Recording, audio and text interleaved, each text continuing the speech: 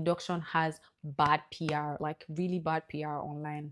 And this is me just saying that if I was to give birth again and I don't go into labor and I have to be induced, I probably would do this again.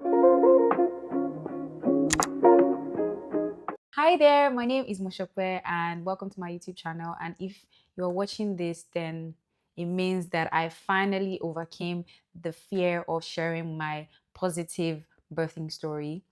I've had a nudge to share this for about 3 months now, and Lord, I'm so sorry that I delayed, but I just kept getting the nudge at every point. Like, you know that feeling that you get when you know you should have done something and you haven't done it, but you just keep getting this nudge in your heart to do it. And for a long time I have held back sharing this story because I felt like, or I feel like, my story is not the regular birthing story, and like everybody's experience is different, which is one thing I've seen so far. And I just want to thank God for my experience all the way. I'm grateful to God. And by the way, my child will be turning 2 very soon, and so you can tell how long it's taking me to share this. And so I'll just share my story as quickly as I can. But yeah, I hope that this would encourage someone who is currently pregnant or who has been scheduled for an induction, right? So I'll just get straight into it. So back in 2024, I found out that I was pregnant. Maybe I'll do a separate video on all of that. Or maybe along the line, I might chip some of my pregnancy bits in it. In January of 2024, and there was a mix of emotions, but my husband was so excited. But yeah, thank God. And then needed to start preparing to have the baby. Mind you, I was still running my master's program, but at that point, I was supposed to start writing my dissertation, my thesis, right? And so I still had some school work to get done. But thank God I had like a very smooth pregnancy. I would say that the only bit that was a bit stressful for me was the fact that my iron levels were low. And if you're a black woman, there's a high chance that you are probably experiencing that. And if you did not, or you are not experiencing it, I love it for you. I experienced it, so I had to start eating foods that were iron rich. I had to, at some point, my hospital had to also give me an IV, the iron infusion. And yeah, by the way, I live in Ireland and I had like the best care, like the best of the best care here, and I'm so thankful to God for that. So I had been pregnant for about 41 weeks plus, because my due date, I had like 2 due dates, but like my due date was the 21st of September 2024, and my baby didn't come then, and I still had to go an extra week. But by the time I went for my hospital appointment, I was told that if my baby didn't come by that day, by the 21st, and they gave me an extra week, by the weekend of the next week, I think by the 26th, 27th, if my baby still doesn't come, they scheduled me to come in on the 29th of September. Now, I really thought I was going to have a September baby, but my baby said, no, mommy, you're gonna wait. I went in on the 29th of September, which was a Sunday, by the way. I was scheduled to come in for, I think, 4 p.m. And backstory, my mom also was supposed to arrive before then. She didn't get her visa on time, and she eventually got it. We were so excited that she was coming. I mean, we even made jokes that, oh, my baby was waiting for her grandma to arrive so that she can then come. But yeah, I mean, she eventually came when grandma was here already. My mom came the morning of the day I was scheduled for the interview. So we went to pick her at the airport in the morning and went to the airport. We went to the hospital in the evening, 29th of September, 4 p.m. And I got into the hospital. I probably put like some videos in between all of this, right? And we got into the hospital. They had checked me. Meanwhile, like my previous hospital appointment, they had checked me to see if I was dilated, if my cervix had opened yet, but it wasn't. They had done like, I don't know whether they call it a membrane sweep. They had checked me twice before then, and they saw that my cervix was still closed. Bro, I did everything on the internet. Oh, take raspberry leaf tea, take pineapples, do curb works, bro. I did everything I could have done. And mind you, I was really active in my pregnancy. Like the day before I even went in for the induction, I had prepared soup, I had prepared food, like I had prepared so many things. Not because of anything, I just had strength and I just kept cooking. And I had done everything that I could do. I even bought castor oil at some point, bro. I regret buying that thing because it tasted horrible. I think maybe I bought the one that I wasn't supposed to eat or something. I don't know, but it tasted really horrible and I really regret my decision at the time. Just do your best and leave the rest to God, which was what I did. And every time I prayed, I just kept telling God that my child will come on the day that the Lord has chosen and she will come with no stress. That was my major prayer. And I just always, whenever I had like weird thoughts, I just take it back to God and say, God, you said that you're going to give me a healthy child. I will not have any issues. The work that you have started from pregnancy up until the delivery, you will bring it to completion. So I just kept saying words. And I also, like, I had a book I was reading in my pregnancy, The Supernatural Childbirth. And mind you, I wasn't looking at any negative birthing stories. Apparently, I never even watched any delivery story videos. I think I only watched one, and it was just very close to my delivery because I just wanted to see like what to expect, like if there was anything to really expect. I don't pay attention to like bad news or bad experiences because I knew what I wanted God to give me. Now, back to my story. I had taken everything, but my baby still chose to not come at the time. And now I was already 41 weeks and I think 3 days. Yeah, about 41 weeks and 3 days thereabout. And we went into the hospital and they had checked me that evening. And typically they will monitor the baby. I don't remember what that thing is called now. Maybe I'll check. It's like a belt that allows them to check the heartbeat of the baby. They had checked. They're like, oh, your baby's fine. We just have to keep checking that she's okay. All of this was the night that I got to the hospital. And I was like, oh my God, am I going to just stay here? I thought that the induction process was going to start that night. But I wouldn't really say it started. Okay, actually, they had come. I think they brought like a gel or something. And they were like, we'll put it and see maybe you'll be dilated. They came to check if I was dilated. Bro, that thing feels like violation, but whatever. They had checked and they're like, oh, you're not dilated yet. They only kept saying something about 2 fingers. I'm like, what do you mean 2 fingers? Like, can you guys be more explanatory if there's something like that? Like, tell me in plain terms. I'm not a doctor, so I don't know what you mean by 2 fingers and all of that. I have my laptop in my front just so that I can try and like narrate my story with timestamps as well. I remember telling my husband while we were leaving home that, oh my God, I cannot believe that I'm going to leave this house and come back with a child. I wasn't afraid. If there's anything I did in my pregnancy was take away every form of fear. I wasn't afraid at all. It was as if I got like an extra load of, I don't know if I should call it boldness, but I got an extra load of boldness in my pregnancy. And I just, at every point where I felt weird or where I felt like, oh my God, can I really do this?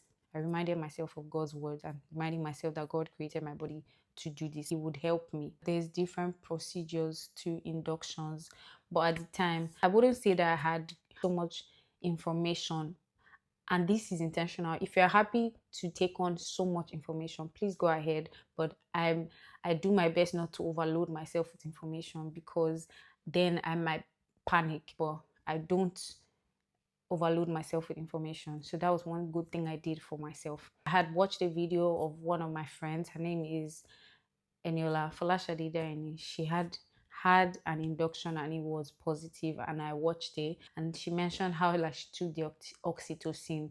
So I just had in mind that that's what they were going to do for me. Now when I got into the hospital, they're giving me this book to tell me that there are different types of induction and all of that, but I didn't probe too much because I believed that they were going to give me like what was best for me. They kept checking me at night to see if I was okay. Then in the morning, now Monday morning, I was there the entire day. And then you're also supposed to lose your mucus plug and all of that because that would then indicate that your cervix is now open. I lost the mucus plug at some point. This was like 11 a.m. Monday morning. I told the midwife and she was like, okay, noted, we'll take note of that. They're monitoring me and the baby as well. They came back to me at some point, I think around 12 noon or about 1 p.m. They were like, oh, we need to check the baby again. So I would lie down, I would turn, they would say, oh, she's not moving at that point. You have to turn this way so we can hear her heartbeats and just be sure that she's fine. If there's one thing they did all through while I was in that hospital for the most, was how they kept on checking that my baby was fine and that her heartbeat was, they could hear her heartbeat too. That was very important. At least I noticed that they did that, and I saw how important that was for them. Mind you, I had been turning around, tossing, because they had to be sure that baby was fine. At around, I think, 3 p.m. ish, I don't remember now, I will just check my laptop again, like I said, because that's where I'm checking for like timestamps. So at about 3 4 p.m. A midwife had come to tell me, and a doctor had come to tell me, oh, we now will be moving you downstairs, because I had been in the prenatal ward, and now they were going to take me to the delivery room, which was downstairs. And they were like, oh, we'll just check that there's still space and then we'll take you downstairs. Mind you, I didn't get to sleep after I woke up in the morning because they were checking the baby, so I really couldn't do much. And I feel like the most convenient way I could have slept was like on my back, but I couldn't do that because I had to move sideways, so I couldn't sleep the entire day. When it was time for me to go downstairs, they had said, oh, we're going to start the induction process. They had checked me again, but they still were not saying whether I was dilated or not. I went downstairs and they started the process. Induction has bad PR, like really bad PR online. And this is me just saying that if I was to give birth again and I don't go into labor and I have to be induced, I probably would do this again, and I would be happy to do it because it was so seamless for me. There's pain, but I would do this again. They came again and checked me. I was like, my cervix had opened, but not as much as they wanted it to. We're going to have to break your water. So they broke my water. This was about what now, maybe 4 p.m. I remember my husband taking a picture, which I just checked here. He took the picture at about a few minutes past 5 p.m. and the process they had already given me the drip at the time, so I'd started taking the oxytocin drip. I'll put pictures here so that you guys can see it. My mom also came in and stayed with me, prayed with me. Thankfully, I had eaten before they started that process, so I had a bit of strength, because remember I said I hadn't slept the entire day and I was like tired, so that food gave me some form of booster. Thankfully. And then I had gone ahead to just lie down there and wait for the oxytocin to kick in before the contractions will start. Now, I'm so thankful that I had really kind and amazing midwives that were assigned to me. Oh my God, those women and girls were so kind, because I also had a student midwife and she was so kind. Gosh, God bless them, all of them, wherever they are. But the woman who was on the shift when my water broke, when she had to leave, she was like, oh, I'm so sad that I have to leave. But you probably would have given birth by, say, 9 a.m. the next morning. That's Tuesday morning. So in my mind, I was calculating, you mean that I'm going to be here from like 5 p.m. till 9 a.m. Bro, that was crazy work. But I thought about it. I'm like, oh my God. Anyways, I wasn't phased at all. I was like, okay, we can do this. Now, eventually, after they broke my water and all of that, the pain started to seep in little by little. That's the oxytocin. And the way the oxytocin drip works, they don't even release it like the regular drip. They give it to you very little because it can really be painful. And mind you, before I had even watched Folashade Daine's video, I had no idea that that was a thing. I had no idea that it was a thing, that inductions could be painful. Only when she talked about it, I was like, oh, okay, I should probably brace up for this. Right now, when the pain started, I started to feel it. And they were like, oh, we have options, like things that you can take to help you not feel the pain and numb the pain. There's paracetamol, air and gas. We have the TENS machine, epidural that we can give you as well. So those were like the options, if I remember correctly. Those were the options I had. And I was like, okay. I started to feel the pain. So now, mind you, we started at about 5 p.m., right? Now I started to feel the pain maybe like around that time, maybe half 5 or 6 p.m. Perhaps that's when the pain started to kick in properly, because looking at my phone here, I see that I had started to feel like a bit of the pain little by little. The contractions were coming. I'm seeing here about 8 p.m. I started to feel the contractions little by little, but the time difference was a bit longer. The pain is not too much. Managing. Okay. Not your strength. Amen. Just I pray for you. Yeah. Thank you. Now, I'm sure you're wondering, what was the pain like? Maybe that's a question you have as you're watching this. Now, I know that everyone's pain threshold is different. We all experience pain in a different way. So for me, I used to have cramps before I got pregnant. I used to have like really horrible cramps. I mean, cramps that sometimes would lead me to the hospital and I probably have to take an injection for. I mean, it wasn't always that bad, but I've experienced some that were that bad. So I used the air and gas. I used the TENS machine. No. Sorry.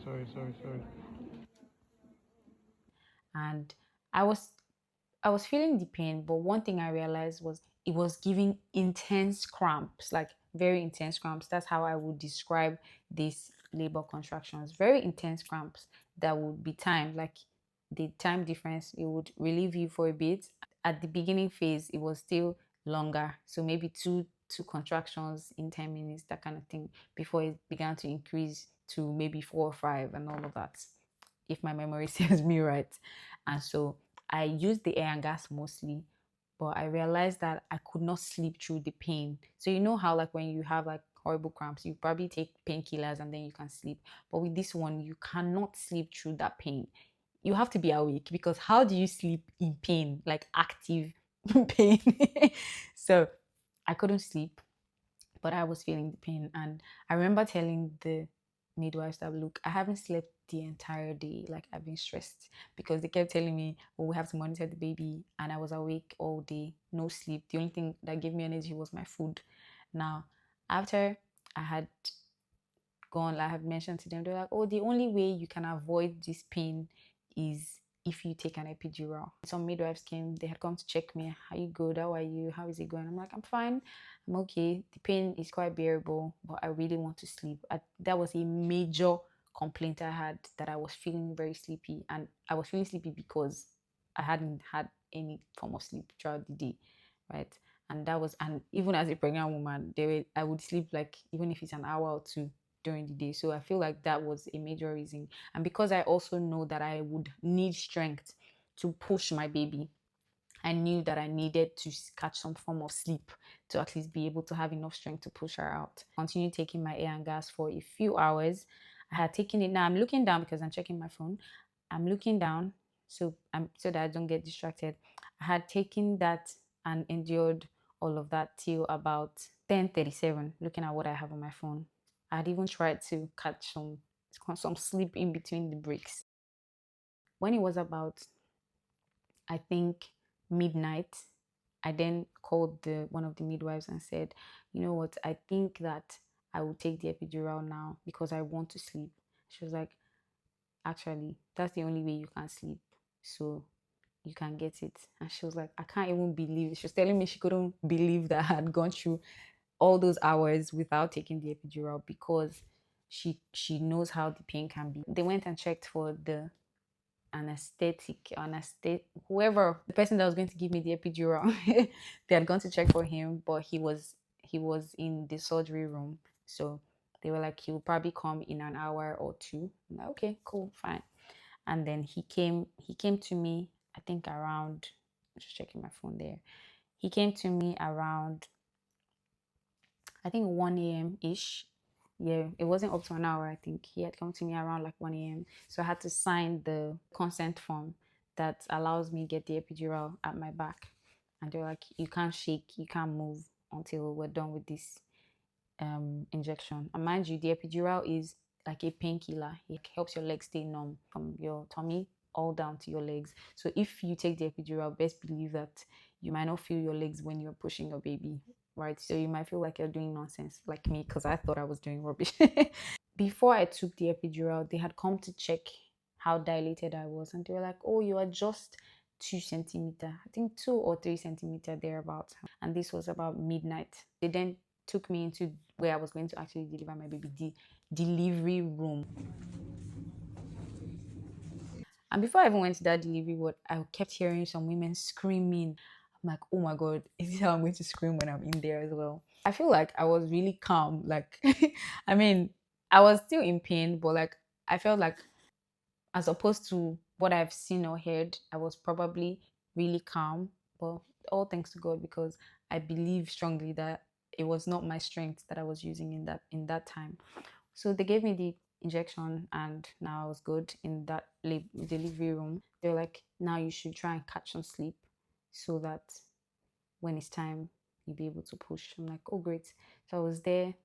They came to check me again like around 3 a.m. because I had slept from like half one to like 3 a.m. I woke up and I was like, I don't know. I feel like I can feel the pain again, like the contraction pain. Mind you, all the while, this thing was still monitoring my baby, and the system was also monitoring my contractions to see how frequent they were. The midwife had come to me because she had seen that I woke up, and she came to me and was like, are you good? I'm like, yeah, I'm good, but I can feel the pain again.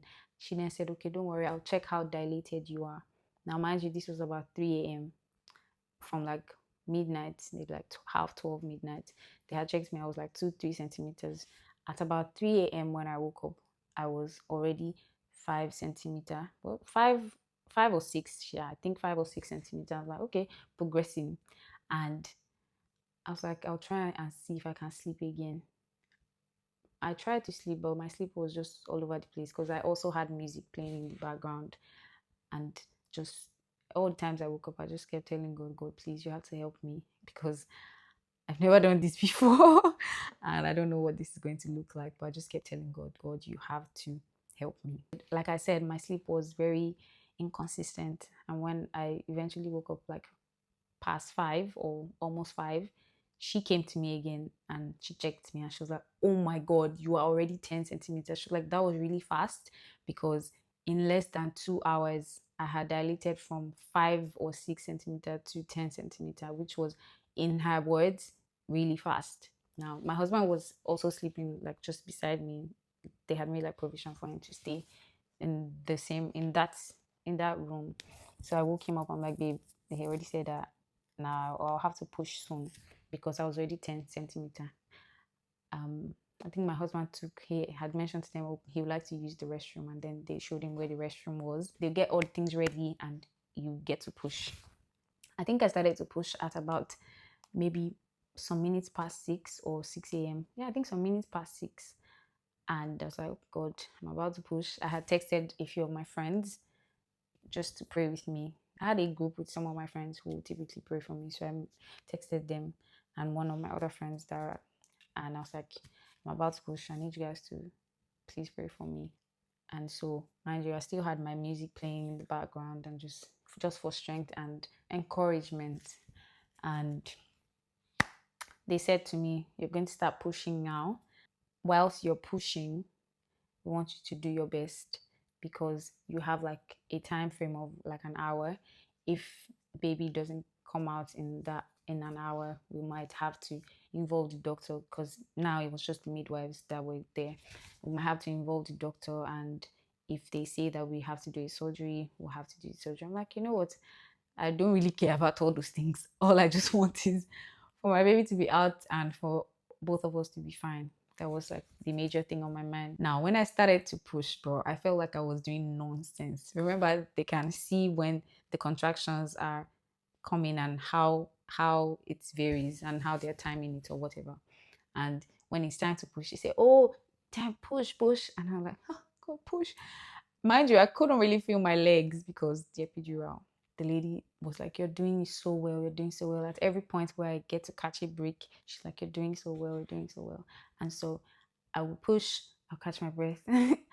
And I think my first push, I think I had pulled. I'm sorry if this is too much information, but it felt so weird. And I think she had to ask the other midwife to come, like, join her, maybe in cleaning or whatever. Now, I also felt like vomiting. Actually, I think I vomited. I think my husband said I vomited in the process of trying to push. Kept on pushing and just kept praying to God, please. After, like, I think few, maybe I started pushing at some minutes past 6. I don't know how many minutes, but my baby came at about 6:40 or 6:45 thereabouts. I'm so happy because, to be fair, I wouldn't really say that I knew what I was doing, but they were just encouraging me at every time that I pushed that I was doing well. At some point, they had even told my husband, "Oh, your daughter has hair on her head." I was so excited. Like, I felt like they also did that to encourage me. And they actually really did encourage me all through the entire time that I pushed. At some point, my daughter's head was like a bit stuck, so they had to call doctor to come, and then she had to check, and they had to use like a suction to pull her head, which they also like had to do like an episiotomy for me as well, but not too much, just very little cut, and they pulled her head out. And I'm thankful to God that she came out for like 1 or 2 seconds. My baby didn't cry. I was like, oh my God. Then after maybe that 2 seconds, she started crying. I was like, oh, thank you, Jesus, my baby's fine.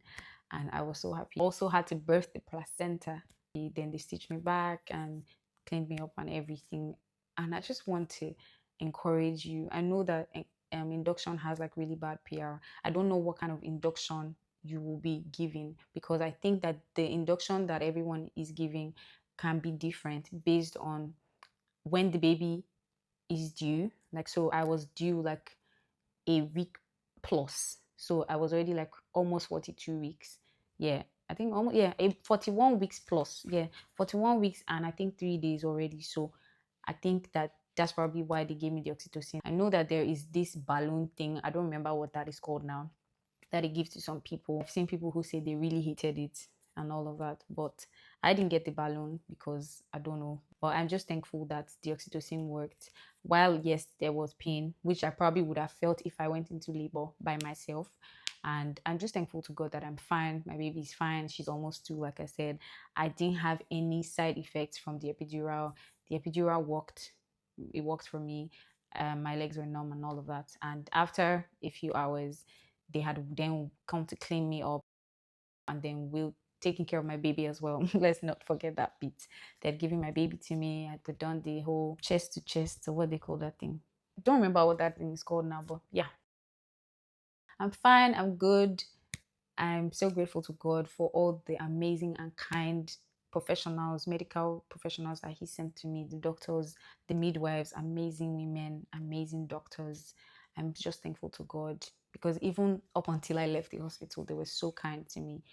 And it's just, to be fair, like, if not that I have clips of my delivery, I tell you, I have forgotten what that pain feels like. If not that I'm looking at my videos and watching. Thankfully, my husband was able to help me record some videos. So when I look back on them, I'm like, God is so good. Because, to be fair, I don't really remember the pain anymore. But thankfully, I have these memories to hold on to that helps me remember when I feel like, oh girl, that was good, or that was easy. It probably wasn't easy at the moment, but truly and really, or again, like I said, this is not to invalidate anyone's pain. I felt pain. You probably can see it from the pictures and videos that I've inserted. I felt pain, but I would say that I was able to stand the pain, because at the end of the day, everyone's pain threshold is different. Thankful that I was also able to get the epidural when I did, because bruh, I don't know how I would have slept through that pain. Because if you've experienced this before, you know that you can't sleep through contraction pains. You cannot. Like, maybe if you did, or if you have, please let me know in the comments, because bruh, you need to be a superwoman to sleep in between contractions. Maybe you can just catch a little break, but you can't really sleep. Like, even when you feel like the sleep is already coming, the contraction holds you again and you have to be up. But yeah, just thankful to God. I was well taken care of. They brought me food, gave me everything necessary that I needed. And I'm so thankful to God for the experience that I had, because it was such a beautiful experience. God is so good. God God really knew what he was doing when he created the woman's body, because our bodies do so much magic. Because even sometimes I can't believe that I was pregnant and I even birthed a child. But God is so good. And for anyone trusting God who is watching this, I pray that God would do it for you. And if you're pregnant and waiting for your baby to arrive, I pray that your baby arrives with ease.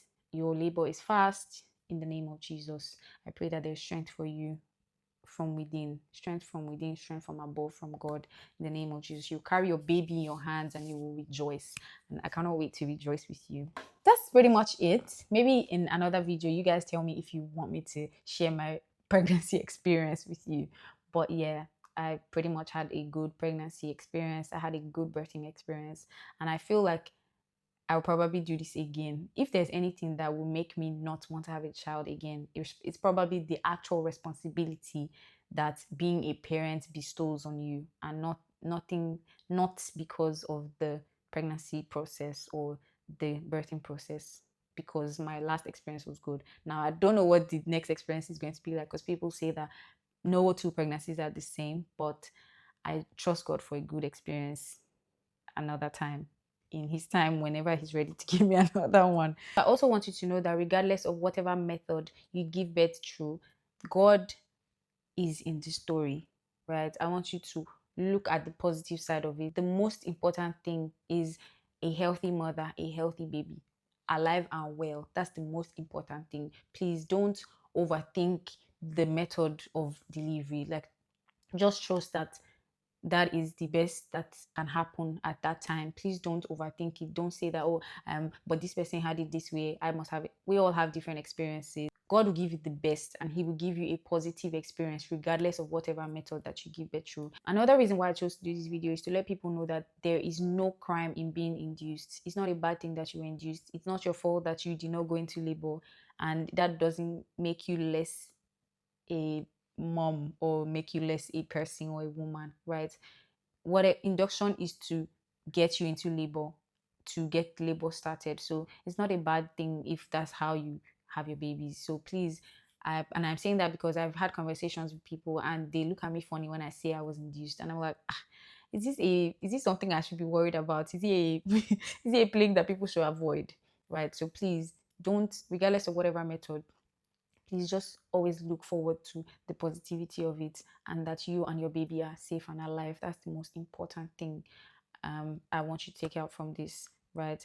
And just keep trusting God. Hold on to his word. Another word God gave me in that season was to not be afraid. Isaiah 41 verse 10, telling me to not be afraid, telling me that he was going to uphold me with his righteous right hand, right? I held on to that word every time. I also kept confessing, and that's why I said I had so much boldness. Like, the boldness was it was incredible. Like, I was so bold in my pregnancy and even up until I had my baby, because God had given me a word and I held on to it. Now please, if you can, please get I'll probably find a way to put it somewhere in this place. Supernatural Childbirth book by Mize really helped me so much. I also found it somewhere, someone talking about their birthing story, and it helped me so much. It helped me to know what to expect. It helped me to trust in God up throughout the pregnancy and even for the delivery. I also created a birthing playlist, a delivery slash birthing playlist. I'll probably put it somewhere, maybe in the description box, so you can download it. It's on Spotify. But yeah, that's pretty much it. Thank you so much. If you watched up to this point, thank you so much for watching, and I hope that it will bless you real good. See you in my next video. Bye.